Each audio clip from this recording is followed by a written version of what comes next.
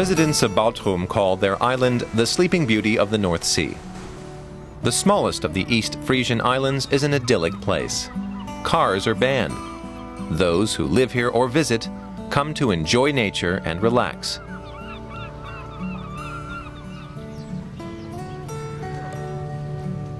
But Ellen Altheinz, a doctor who works on the island, has little time to enjoy the island's beauty. When she's not working in her practice, she's almost always on call. After 30 years on the job, she plans to retire in October. I estimate that I've treated around 60,000 patients during the course of my career.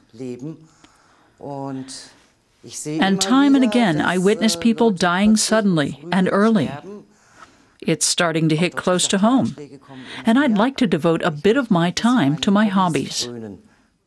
Being an island doctor means being on call around the clock for residents and tourists.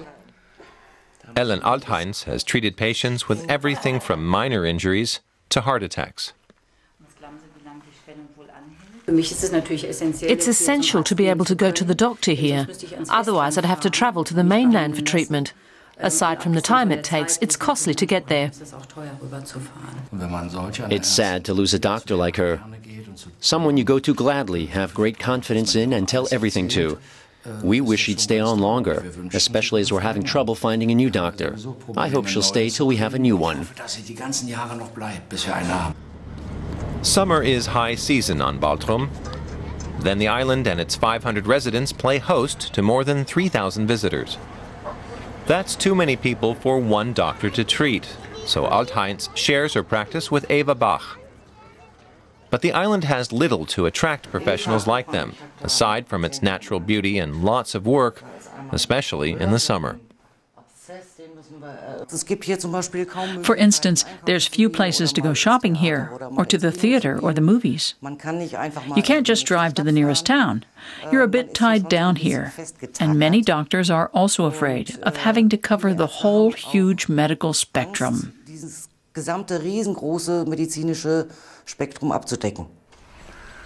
The islanders are desperately looking for another doctor. They've put ads in the newspaper and hung up signs at City Hall and in stores. But after months of searching, they still haven't found anyone, even though the Physicians Association is offering extra bonuses. Per quarter, there's an €18,000 hardship allowance for island practices like this.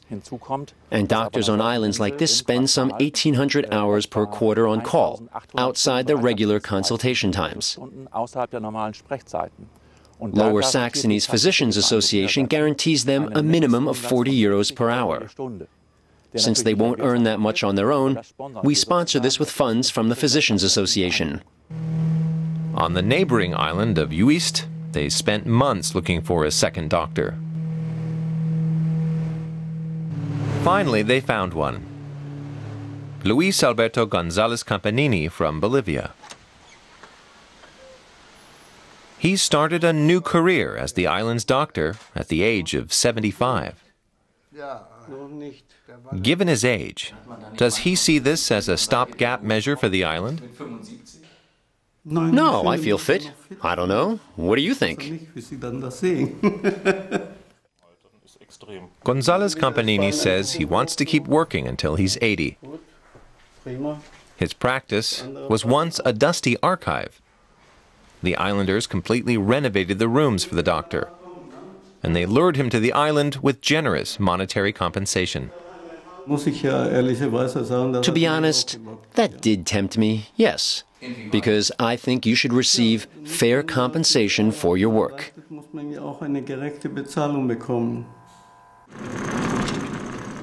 Back on Baltrum, they're still searching for a replacement for Ellen Altheinz.